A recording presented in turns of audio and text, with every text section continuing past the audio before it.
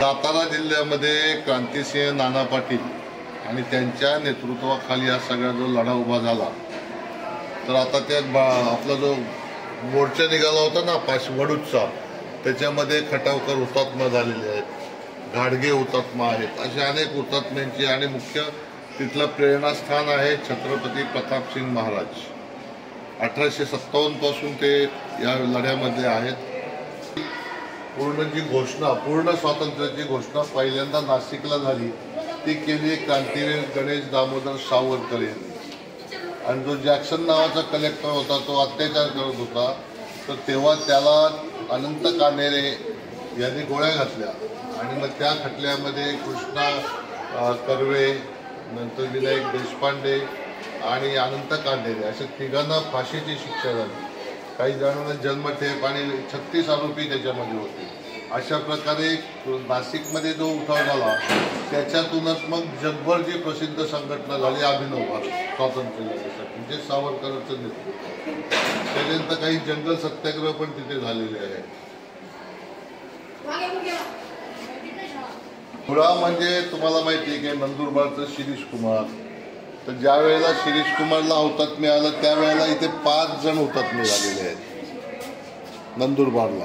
आणि नंदुरबारचा जो लढा झाला तो गुरुवर्य कोंडाजी भवानी वस्ताद, आप्पासाहेब दिवेकर, त्यांचे भाईसाहेब दिवेकर, असे सगळे दिवेकर बंधू होते. ते त्यांची तालीम होती, दांडपट्टा, बनाटी, कुस्ती असे खेळ तिथे व्हायचे.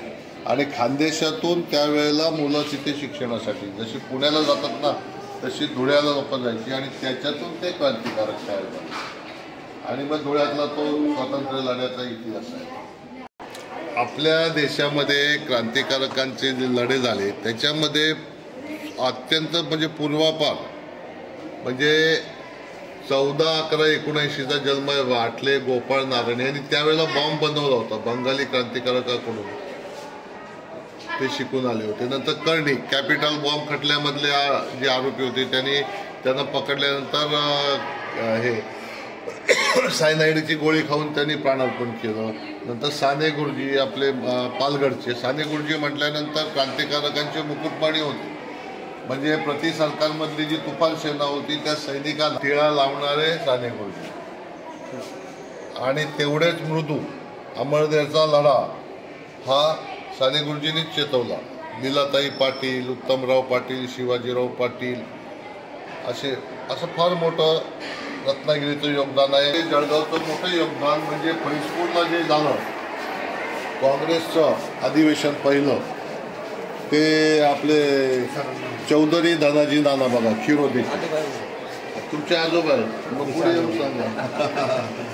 तर पोलीस होते त्यांनी राजीनामा देऊन 1931 साली स्वतःचा आश्रम केला. मातृभाषा, खादी, शिक्षण, अस्पृश्यता निर्मूलन अशा सगळ्या गोष्टींमधून त्यांनी सैनिक तयार केले. अर्थात ब्रिटिशांनी त्यांना शिक्षा केली, मग ते आमदार झाले. असा तो बलिदानाचा इतिहास. आणि क्रांती पोस्ट डिपार्टमेंटतर्फे काही स्टॅम्प चालू केले आणि हे वेगवेगळे स्टॅम्प स्वातंत्र्य सेनानींचे आहेत. हे 258 स्टॅम्प आहेत आपल्याकडे.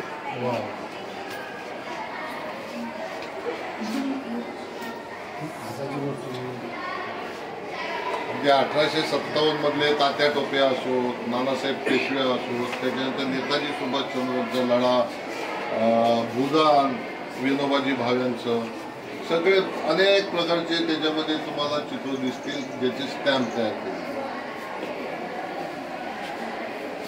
तुकडोजी महाराजांचा पण स्टॅम्प आहे. स्वामी सदानंद आहे.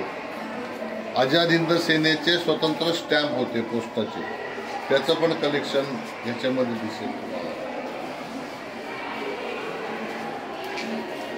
बडा म्हणजे फार मोठा होता. 1930 साली तिथे मार्शल लागला होता आणि त्याच्यामध्ये 4 लोकांना येरवड्याच्या जेलमध्ये नेऊन फाशी देण्यात आली. तिथे काही लोकांना 1 लाख रुपयाची शिक्षा झाली आहे. बघा इथे नाव आहे तुम्हाला दाखवतो. शहा माणिकचंद रामचंद्र 1930 साली ऑनररी मॅजिस्ट्रेटचा राजीनामा दिला आणि नगरपालिकेवर 13 मे रोजी झेंडा लावला. त्यांना 10 वर्षाची शिक्षा आणि 1 लाख रुपये दंड ठोठवण्यात आला. म्हणजे त्यावेळेला 30 साली 1 लाख रुपये देशासाठी त्यांनी सहन केले. आता हा विदर्भाचा लढा आहे. विदर्भामध्ये बघा जिजाऊ साहेब आहेत. जिजाऊ साहेब, छत्रपती आप्पासाहेब, म्हणजे स्वातंत्र्याचा मूल मंत्र जो आहे तो विदर्भामध्ये अशा प्रकारे. मग पुढे मोरोपंत जोशी आहे, धर्मवीर मुंजे, वीर वामनराव जोशी, मुधोळकर आहेत, खापर्डे, सुपले. आता हे जे आहेत ना, शिवरामसा तुकासा सावजी, हे मेहकरचे आहेत. यांनी 1896 साली स्वदेशीचं दुकान चालू केलं. यांना 10,000 रुपये दंड झालेला आहे. त्या काळात तुकडोजी महाराज, आष्टी चिमूरचा लढा झाला. पत्थर सारे बॉम्ब बनेंगे, भक्त सन बनेगी सेना, नाव लगेगे किनारे. जो लढा झाला त्याची मिटिंग होती, तर त्याच्यामध्ये 40 एकरचा मंडप होता. नंतर गुलाबबाबा परदेशामध्ये बँकॉकला हिंदी स्वातंत्र्याची पहिली कॉन्फरन्स झाली होती 42 साली. त्याच्यामध्ये ज्ञानेश्वर देशपांडे आणि विनायक सुपेकर हे विदर्भामधले होते. आणि आपल्याकडे खामगावला जे टिळक राष्ट्रीय शाळा आहे त्याचे स्वातंत्र्य सेनानी बंदे गुरुजी हे 1924 पासून तिथे क्रांतिकारकांची मानसिकता घडवायची. तिथे आखाडे चालायचे. अनेक क्रांतिकारक हे भूमिगत म्हणून खामगावला यायचे. असा हा स्वातंत्र्य लढ्याचा विदर्भाचा हे आहे. आता इकडे असं भक्त बनेगी सेना, तर त्याची सगळी समग्र माहिती तुम्हाला या पुढच्या चित्रामध्ये दिसेल.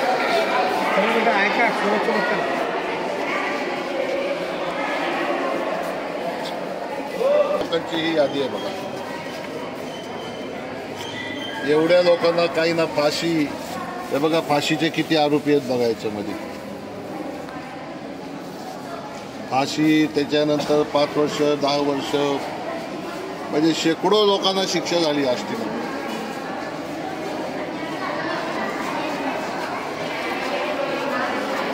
आपला भारतीय स्वातंत्र्याचा लढा जसा चालू होता तसा बाबासाहेब आंबेडकरांनी बहिष्कृतांचा स्वातंत्र्य संग्राम त्याच वेळेला पुकारला.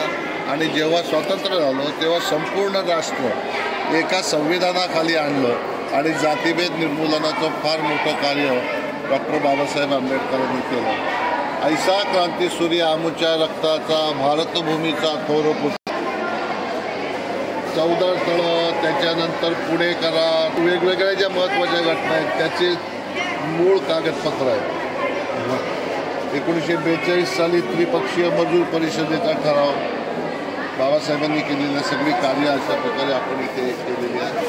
साहेबांचे सहकारी सगळे हे स्वगत आहे. आपण स्वतः बोलायचं, बाबासाहेब आंबेडकरांच्या समोर उभं राहायचं. ऐसा क्रांतीसूर्य आमुच्या रक्ताचा, भारतभूमीचा थोर पुत्र, ज्याने दिले आम्हा राजकीय हक्क, त्याचेच कीर्तन मांडू जगी. ज्याने तोडलेल्या गुलामीच्या बेड्या, त्याचाच डंका वाजवू जगी. ज्याने दिली आम्हा राष्ट्राची संहिता, त्याचीच ध्वजा फडकवू जगी. पर्यंत ज्ञानेश्वर हो तिकडे पोरा नका. भारतीय क्रांतीवीरांनी चेतवलेल्या बलिदानाच्या ज्योतीचा इतिहास ज्ञानेश्वर माऊलींनी एका ओवीत लिहिलेला आहे की जगी कीर्ती रुढवी, स्वधर्माचा मान वाढवी, ये भारापासून सोडवी मेदिनी. भारापासून म्हणजे गुलामी आणि मेदिनी म्हणजे पृथ्वी.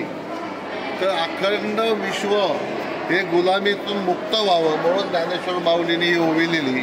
आणि मग हे करायचं कसं की बाबा गुलामीत लादणारे जे आहेत त्यांना कंटक म्हणतात. तुकाराम महाराज काय म्हणतात? कंटक. दया याची नामं भूतांचे कारण आणि निर्दालन कंटकाचे. निर्दालन म्हणजे त्यांना मारायचं. कोणाला मारायचं? तर जे आपल्यावरती गुलामगिरी अन्याय करतात त्यांना मारायचं. मग या क्रांतिकारकांची मानसिकता काय होती? स्वधर्म आणि स्वराष्ट्राच्या भावना दडपण्याचा निर्लज्ज प्रकार जेव्हा राजसत्ता करते तेव्हा अंतःकरणातील प्राण हे बलिवेदीचा खेळ करायला तयार होतात. आणि मग हे म्हटल्यानंतर रामदास स्वामी काय करतात? धर्मासाठी मरावे, मरून अवघ्याशी मारावे आणि मारता मारता घ्यावे राज्य आपले. म्हणजे शिवाजी महाराजांनी जो लढा उभा केला आणि हिंदवी स्वराज्य स्थापन केलं तोच आदर्श घेऊन आपण पुढे जात असतो. आपण राष्ट्राची जेव्हा चर्चा करतो तेव्हा आपण नाव घेतो छत्रपती शिवाजी महाराज की महाआदर्श घेऊन अटके पार झेंडा घेतलेला पेशव्यांनी. अटक ते कटक असं मराठ्यांचं साम्राज्य होतं. 1757ला प्लासीची लढाई झाली आणि ब्रिटिशांनी कलकत्त्यामध्ये पाय रोवले आणि तेव्हा त्यांनी काय केलं, जंगलचा कायदा. आणि जंगलचा कायदा केल्यानंतर काय होतं, पूर्वी लक्षात घ्या, राजे होते ते शहरात राहायचे आणि जंगलामध्ये आदिवासी राहायचे. जंगलचे राजे आदिवासी, तो अधिकार होता आदिवासींचा, तो ब्रिटिशांनी हिसकावून घेतल्यानंतर आदिवासींनी ब्रिटिशांच्या विरुद्ध लढे दिले. तिकडे तुम्हाला तिकडे फ्रेम मिळतील, सगळे आदिवासीचे उठाव आहेत तिकडे. आणि मग त्यांचा नारा काय होता, तिथे कोण कोण प्रशिक्षण घ्यायचे, ज्योतिबा फुले, लोकमान्य टिळक, वासुदेव बळवंत फडके असे पुण्यातले जे लढवय्ये लढवत होते ते सगळेजण तिथे प्रशिक्षण घेत असायचे. आणि मग तिथून पुढे हा लढा असा नंतर सरकत गेला. त्याच्यानंतर असे राहणार असे क्रांतीवीर उमाजी राजे नाईक पुण्यामध्ये लहुजी वस्तादांच्या पाठोपाठीचे आणि नंतर त्यांना फाशी झाली. आणि मग रणगो बापूजी गुप्ते यांनी लढा पुकारला तो 1857चा. त्याचा मग उठावाच्या अगोदरच मंगल पांडे यांनी उठाव केला आणि त्यांना हुतात्म्य मिळालं. झाशीची राणी, नाना टोपे, नानासाहेब पेशवे, तात्या टोपे अशी सगळी जी मंडळी होती, बेगम हजरतमल असेल, बहादूरशाह जब्बार अशी सगळी जी मंडळी होती त्यांनी उठाव केला आणि 1857चा मोठा लढा ब्रिटिशांच्या विरुद्ध झाला. त्याच्यामध्ये तो लढा जरी आपले भारतीय लोक हरले तरी त्याचा व्याप हा संपूर्ण भारतामध्ये होता. आणि 1857 म्हणजे लोकमान्य टिळकांचं वय 1 वर्षाचं होतं तेव्हा. त्यानंतर कोण येतात, लोकमान्य टिळक, चाफेकरांनी मग 1679 साली 1876 ते 1883 या काळात लढा पुकारला. त्यांना एडनला नेलं आणि मग ते एडनला तिकडेच त्यांना वीरमरण आलं. मग त्याच्यानंतर चाफेकरांनी रँडला मारलं. असा तो सगळा घटनाक्रम येतो. म्हणजे चाफेकर झाले, मग कलकत्त्याला आपली राजधानी होती, मग आपली इन द सेन्स ब्रिटिशांची राजधानी कलकत्त्याला होती भारताची, ती दिल्लीला आणायची होती. पण ती अशी सुखासुखी येऊन जमणार नाही की बाबा देशभक्त अजून देशात आहेत हे ब्रिटिशांना समजावं म्हणून चांदणी चौकामध्ये बॉम्बस्फोट केला. त्या बॉम्बस्फोटामध्ये 4 लोक त्यांना हुतात्म्य म्हणजे त्यांना फाशी दिलं ब्रिटिशांनी. त्याच्यात मास्टर आमिरचंद आहेत, अवध बिहारी आहेत, वसंत विश्वास अशा प्रकारचे. आणि हे सती रामरखी म्हणजे ह्याची हा स्वतः रामरखी आणि त्याची बायको असे 5 जण होतं. परदेशामध्ये राहणारे पंडित श्यामजी कृष्ण वर्मा, मॅडम भिकाजी कामा, नंतर बॅरिस्टर राणा यांनी काय केलं की भारतातली तरुण मुलं तिकडे बोलवून तिकडे क्रांतीचा लढा पुकारला. मग त्याच्यामध्ये सावरकरांनी आपल्याकडे भारतामध्ये पिस्तूलं पाठवली. त्यातून जॅक्सनचा खटला झाला. जॅक्सनला देशपांडे, कर्वे आणि कानेरे यांनी गोळ्या घालून मारलं. त्याचा खटला झाला. त्याच्यामध्ये वामन नारायण जोशी यांना अंदमानला पाठवलं. तात्याराव सावरकर अंदमानला गेले. बाबाराव सावरकर त्याच्या अगोदर अंदमानला गेले होते. तर अशा प्रकारे ही मंडळी अंदमानला पाठवण्यात आली. आता खुदीराम बोस मिदनापूरचे, आता लॉर्ड कर्झनने बंगालमध्ये जो काय अन्याय केला तर मुझफ्फरपूरला खुदीराम बोसने स्फोट केला. जी बॉम्ब विद्या लंडनहून आली त्याचा पहिला प्रयोग खुदीराम बोसने केला, तर त्याला फाशी झाली. अशा प्रकारे हा लढा बंगालमध्ये चालू झाला.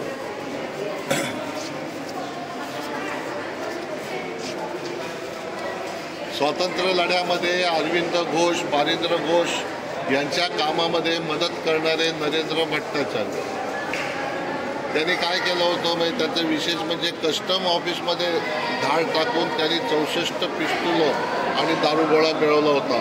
त्याला 12 वर्षे शिक्षा झाली होती. आणि जेव्हा त्यांनी मग तुरुंगात गेले तिथे खूप त्यांनी लिखाण केलं. की लाहोरला आर्य समाजाची दक्षा घेतली आणि जे लालबाल पाल म्हणतात त्यांच्यासोबत काम आहे.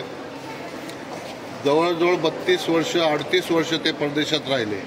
भारतीय स्वातंत्र्य लढ्यात त्यांना 80 भाषा येत होत्या आणि फाळणीला विरोध करण्यासाठी मग ते भारतात आले 3 मार्च 1946ला. आणि फाळणी झाली हे समजलं 14 ऑगस्ट 1947ला त्यांनी स्वतःहून प्राणार्पण केले. राजा महेंद्र प्रताप देखील परदेशात जाऊन क्रांतिकार्य करणार. मदनलाल धिंगराने लंडनला कर्जन वाहिनीला मारलं. त्याची डेथ ऑर्डर आहे. लॉर्ड कर्जन ही डेथ ऑर्डर आहे. आणि त्या कटामध्ये शिक्षा झालेली काही मंडळी आहे तिच्यात.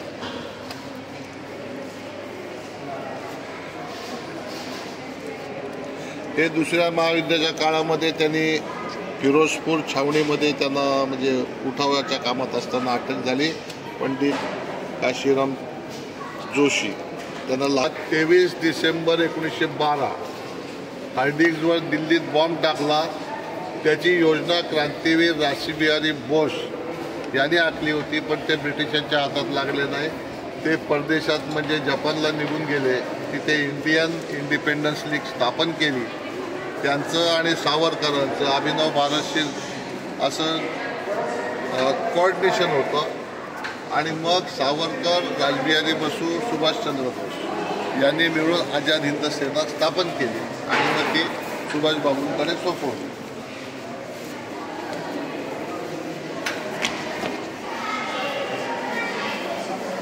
हे आपल्या महाराष्ट्रामधून आंबेगाव म्हणजे पुणे म्हाळुंगे आहे ना, आंबेगाव तालुका 1930च्या सत्याग्रहात 12 डिसेंबर 30 परदेशी कापडाची म्हणजे स्वदेशीचा जो लढा होता की नाही, त्या विदेशी कापडाच्या गाडीच्या समोर यांनी उडी घेतली. त्या ड्रायव्हरनी त्यांच्या अंगावर गाडी घातली आणि त्यांना वीरमरण आलं. सोलापूरला मगाशी आपल्याला सांगितलं या चौघांना फाशी देण्यात आलं. येरवडा जिल्ह्यात सोलापूरला उठाव केला, येरवड्याला घेऊन त्यांना फाशी देण्यात आलं. हे बंगालमधले क्रांतिकारक आहेत. हुतात्मा मोतीलाल मलिक, कालिदास मुखर्जी, बॅनर्जी, सुधीर गुप्ता, विनय कृष्ण. गदर संस्था स्थापन केली 4 मार्च 1939 रोजी अमेरिकेतील फिलाडेल्फिया इथे त्यांना नैसर्गिक मृत्यू आलेला आहे. आता ही उधम सिंहाची तुम्हाला कथा सांगितली तर ह्याला बदला घ्यायचा होता. कसला? जालियनवाला बाग जेव्हा झालं तेव्हा त्यांनी 13 एप्रिल 1919चा प्रसंग बघितला. पण त्यांनी काय केलं, आपलं स्वतःचं नाव बदललं, राम मोहम्मद सिंग असं नाव घेतलं. नंतर त्यांनी क्रांतिकार्य विक्री सुरू केली, तिच्यावर धाड पडली. मग ते आफ्रिकेत पळून गेले. तिथून भगतसिंगांनी निरोप दिला. पिस्तूल घेऊन जर्मनीतल्या एका युवतीबरोबर ते भारतात पण आले. पुन्हा पकडले गेले, 5 वर्ष शिक्षा भोगली. भगतसिंगच्या साथीदारांना जेव्हा अटक झाली त्याच्यामुळे त्यांच्यामध्ये अजून परिवर्तन झालं आणि जेलमधून आल्यानंतर इजिप्त, ॲबिसिनिया, रशिया, जर्मनी, फ्रान्स असे 20 देश पलटी करून ते लंडनला पोचले. तिथे शिवसिंग यांना भेटले आणि त्या जालियनवाला बागाचा हत्याकांड करणारा जो ऑडवायर होता त्याला कॅक्स्टन हॉलमध्ये जाऊन एका समारंभात त्यांनी गोळ्या झाडल्या. आणि त्याच्यासोबत तो जेटलँड आणि लुई डेनला हे दोघं होते, त्यांना पण गोळ्या घातल्या, जखमी केलं. आणि या गुन्ह्याबद्दल 31 जुलै 1940 रोजी लंडनमधल्या पेंटन विला तुरुंगात त्यांना फाशी झाली. एवढं मोठं कार्य या माणसाने केलं आहे. आणि मग 42च्या लढ्यानंतर तेव्हा लाल बावटा पथक ज्यांनी स्थापन केलं आणि महाराष्ट्रामध्ये जो क्रांतीचा वणवा पेटवला ते लोकशाहीर अण्णाभाऊ साठे, लोकशाहीर अमर शेख आणि लोकशाहीर दत्तात्रय नारायण गवळणकर ही त्रिमूर्ती होती. महाराष्ट्रभर यांनी संचार करून स्वातंत्र्याची आणि स्वातंत्र्य लालसेच्या भावना चेतवल्या. आणि याचं नेतृत्व करत कोण होते बघा, हे नाना पाटील आहेत आणि गणपतदाजी लाड, यांना GD बापू म्हणतात. आणि हे नागनाथ नायकवडी, साने गुरुजी, मगाशी तुम्हाला उत्तमराव पाटील म्हटलं, आणि हे लीलाताई आणि त्यांची आई गेणुमाय, 5 जण, शिवाजी पाटील, दशरथ पाटील, हे 5 जण एकाच वेळेला तुरुंगामध्ये होते. तर हे कॅप्टन लाड नागनाथ अण्णांची आई, हा जो खजिना लुटला धुळ्याचा, अशी सगळी दिग्गज मंडळी शेवटपर्यंत ब्रिटिशांना शरण गेली नाही. स्वातंत्र्य मिळाल्यानंतर ते प्रकट झाले. असा हा एक धावता आपण स्वातंत्र्य लढ्याचा आपल्या एक आढावा घेतलेला. देशाच्या स्वातंत्र्य लढ्यामध्ये वायव्य प्रांत म्हणजे पंजाब, पेशावर, तिथल्या शिखांचं बलिदान फार मोठं आहे. तर शिखांचा इतिहास बघितला तर आपण नानक देव पासून सुरू करतो. पण नानक देवांना जे भेटले ते आपल्या महाराष्ट्रातले संत नामदेव. महाराष्ट्रापासून पेशावरपर्यंत 1200 मंदिरं नामदेवांची आहेत. तर त्यांच्या विचाराचा पगडा नानक देवांवरती होता. मग नानक देवांच्या नंतर गुरु अंगद देव, गुरु अमरदासजी, गुरु रामदासजी, गुरु अर्जुन देव. बघा यांच्या फोटोत तुम्हाला तलवार दिसते का? नाही. मग नंतरचे जे गुरु आहेत 6वे गुरु हरगोविंदजी, यांनी तलवार वापरायला सुरुवात केली. का? तर एक तलवार स्वतःच्या रक्षणाला आणि दुसरी तलवार धर्मासाठी.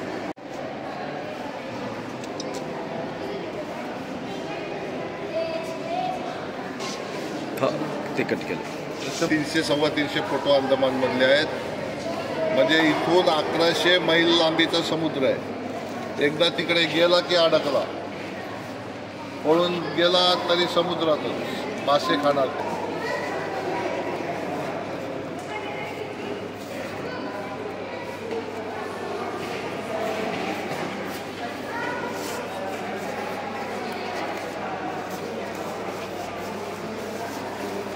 महाराष्ट्रातले हुतात्मे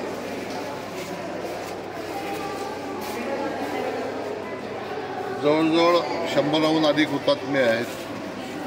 वेगवेगळ्या प्रत्येक जिल्ह्यामध्ये हुतात्मे झालेले आहेत. आता हे वाडगिरी आहेत, हे विदर्भातलं आहे. वासनिक विदर्भामध्ये आहे. हे मगाशी बघितलं जॅक्सनमधले. आगलावे साताराकडचे, मल्लप्पा धनशेट्टी सोलापूर, जयस्वाल विदर्भ, जोशी विदर्भ हे पुण्यातले आहेत. दत्तू रंगारी हे विदर्भातले.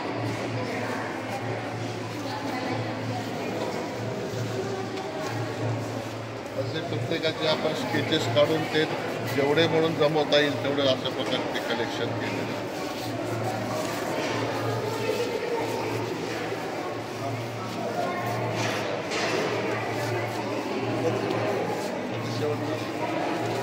पण ते हैदराबादचं स्वातंत्र्य मिळाल्यानंतर त्या निजामाने आता जो संभाजीनगर जिल्हा आहे किंवा नांदेड आहे, ज्याला आपण मराठवाडा म्हणतो, तिथल्या जनतेवर अत्याचार करायला सुरुवात केली. आणि मग त्याचा लढा उभा राहिला. त्याला म्हणतात मराठवाड्याचा स्वातंत्र्य संग्राम. आणि मग ह्या मंडळींनी त्याच्यामध्ये काम केलं. हे सगळे क्रांतिकारक निजामाविरुद्ध लढत होते. आणि ती लढाई संप मोर्चाची नव्हती, ती प्रत्यक्ष तलवारीची लढाई होती. निजामाचे सैनिक बंदुका घेऊन यायचे, मारायचे आणि घरदारं जाळून टाकायचे.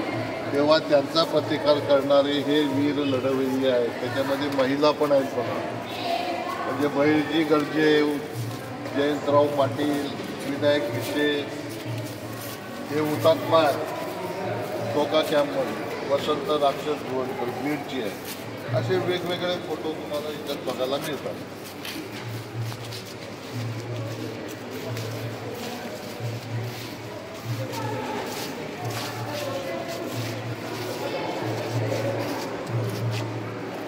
(1764) नंतर जो आदिवासींचे लढे चालू झालेले ते साधारण 1800 सालापर्यंत चालू होते. पुढे पण चालू होते, पण मोठ्या प्रमाणामध्ये 1764 नंतर उठाव झाले. त्याच्यातली ती माहिती हे वेगवेगळ्या देशातल्या सगळ्या प्रांतामधले आदिवासी क्रांतिकारक, आदिवासी जनजातीचे, केंद्र शासनाने हे पोस्टर म्हणजे असं काही केलं.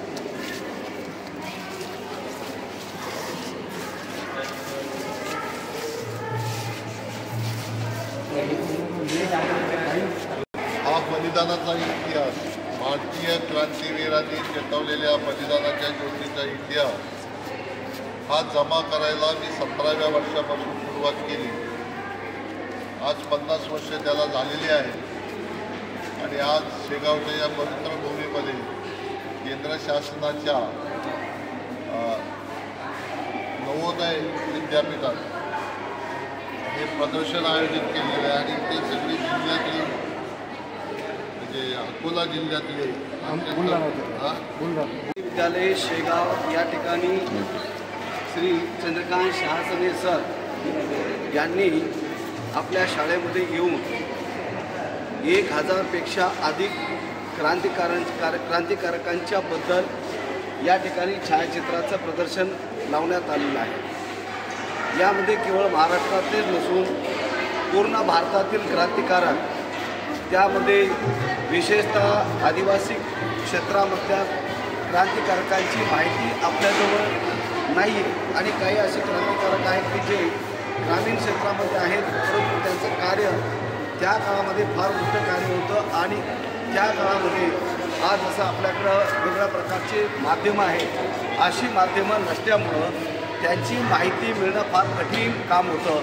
तर शासने सर यांनी वयाच्या 17व्या वर्षापासून अशा प्रकारचा एक ध्यास घेतला की काहीतरी आपण जीवनामध्ये आला आणि एक असं मोठं कार्य करावं की जे एक सांस्कृतिक ठेवा आपल्या महाराष्ट्राचा, आपल्या भारताचा, जो आपल्या देशाच्या जडणघडणीमध्ये सिंहाचा वाटा आहे आणि ते अत्यंत मोठं काम श्री चंद्रकांत शहासने सरांनी केलेलं आहे आणि ते जवळजवळ महाराष्ट्रामध्ये, विदर्भामध्ये, पश्चिम महाराष्ट्रात किंवा मराठवाड्यामध्ये 948 दिवस मिळून हे अथांग अशा आपल्या हातामध्ये घेतलेलं कार्य हे जे मुलांच्या चारित्र्य घडवण्यामध्ये सर्वात मोठं काम करणार आहे। तर आमच्या नवोदय विद्यालय शेगाव येथील विद्यार्थ्यांनी आपलं हे छायाचित्रांचं प्रदर्शन आज सकाळपासून पाहतात आणि अक्षरशः आम्ही दोघंही इतिहासाचे शिक्षक आहोत, तर आम्हाला याबद्दलची माहिती आहे जी आम्हालाही माहीत नव्हती ती आपल्या माध्यमातून आम्हाला मिळाली आणि विद्यार्थ्यांना मिळाली। त्याबद्दल आम्ही नवोदय विद्यालय शेगावचे प्राचार्य, शिक्षक आपले फार फार ऋणी आहोत। थांबा, हे तोंडातून शब्द काढत नाही, मगाचपासून बघतोय तुमच्या गोंगाटात आलं। आपसात बोलू नका, आता बोलले ना तुम्हाला माहिती आहे।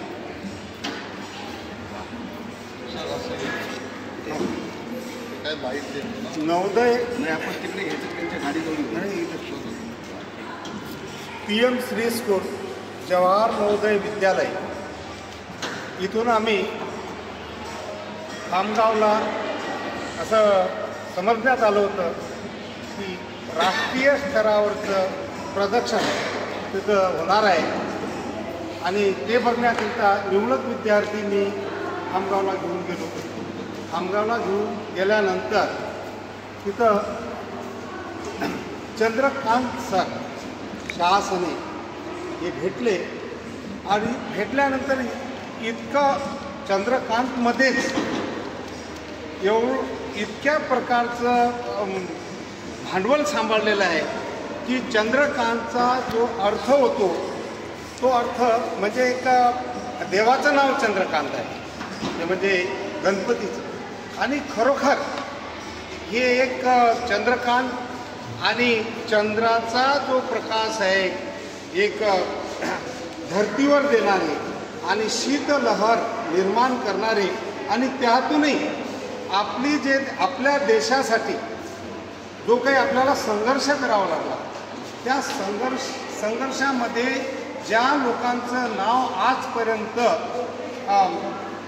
देशातील तळागाळातल्या क्षेत्रातलं नाव देशातील विद्यार्थ्यापर्यंत पोचावं, आमचा देश स्वातंत्र्य कसा झाला ही एक तळमळ त्यांना वयाच्या 17व्या वर्षापासून लागलेली आहे आणि त्यांनी लगभग 10,000 चित्रांचा समूह एकट्ठा केलेला आहे। त्याहीपेक्षा जास्त पुस्तकं लिहिलेले आहेत, ते उत्कृष्ट साहित्यिक आहेत आणि त्याचप्रमाणे त्यांना एक प्रकारचं जसं व्यक्तीचं जे झाडपाल्यापासून जे औषधी तयार होतात आयुर्वेदिक त्याचंही नॉलेज आहे, व्यसनमुक्तीचे सम्राट आहेत आणि हे अष्टपैलू व्यक्तिमत्व आपल्या विद्यालयाला लाभलेलं आहे।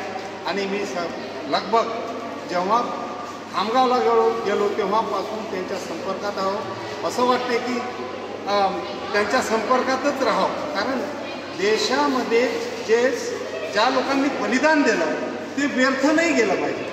आणि या मुलांना कळलं पाहिजे की आपला देश सहजासहजी स्वातंत्र्य झाला नाही. यामध्ये आपल्या परिवारातील आपल्या रक्ताचा इतिहास घडलेला आहे आणि आपल्या लोकांनी योगदान दिलेलं आहे. त्या लोकांचे लगभग इथं 2000 पोस्टर लावलेले आहेत आणि या पोस्टरची माहितीसुद्धा दिलेली आहे आणि स्वतः प्रत्यक्ष त्यांनी सांगितलं आहे. त्यामुळे चंद्रकांत सरांचं जितकं कौतुक करावं तितकं कमी आहे, कारण हे खरोखर आम्हाला एक लाभलेला मनी आहे आणि यांनी आम्हाला चांगल्या प्रकारचं मार्गदर्शन केलं आणि यामध्ये एक प्रेरणा दिली आणि नवोदय विद्यालयाच्या पूर्व हे एक प्रकारचं चीज करतील यात कोणतीही तीन मात्र शंका नाही. धन्यवाद. वंदे वंदे